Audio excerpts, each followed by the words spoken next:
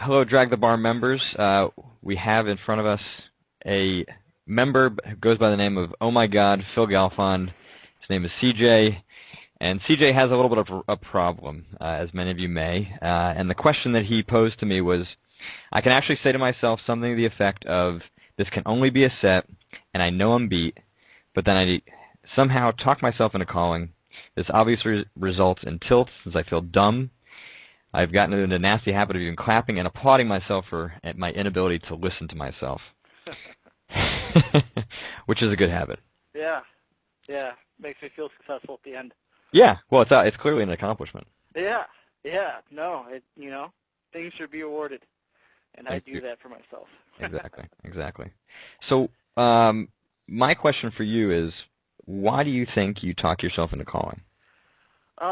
That's a good question, and I've been really trying to think about some things that I do besides just thinking about poker when I'm playing.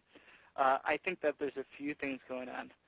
One is that typically it's after work and it's late, so sometimes it's a bit of exhaustion and I'm tired and I just don't think through things well enough. Mm-hmm. I also think that there's a slight kind of confidence issue.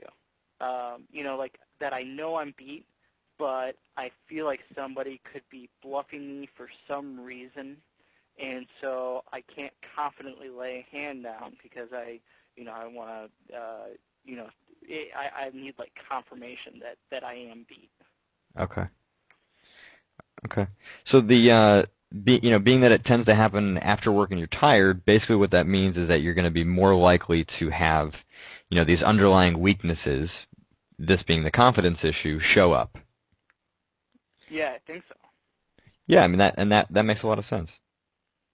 So, if you feel like you need confirmation, that somebody actually is either bluffing you, I mean, do you think it's at this point, is it purely just kind of building up enough times to be in these situations, to have enough experience to know to know definitively,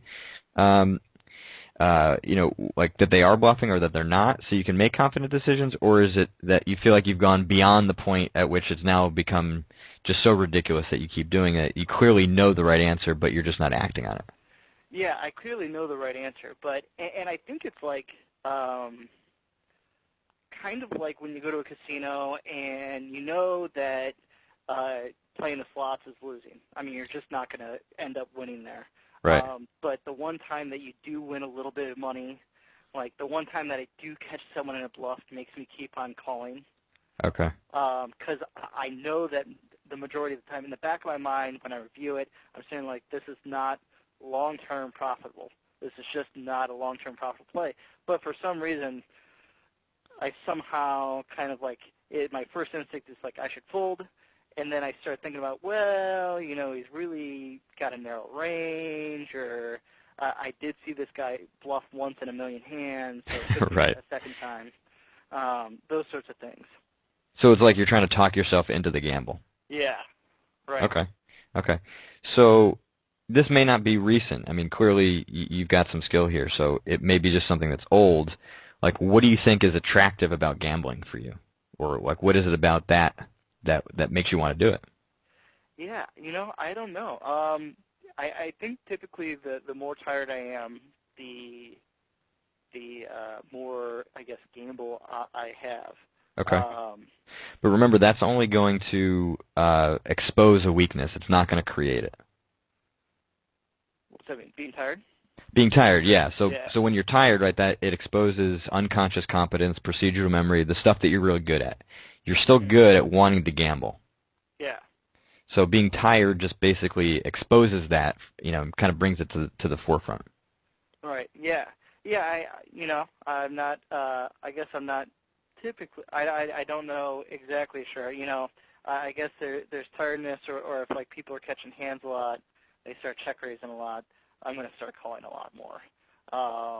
So they're catching cards and you're not.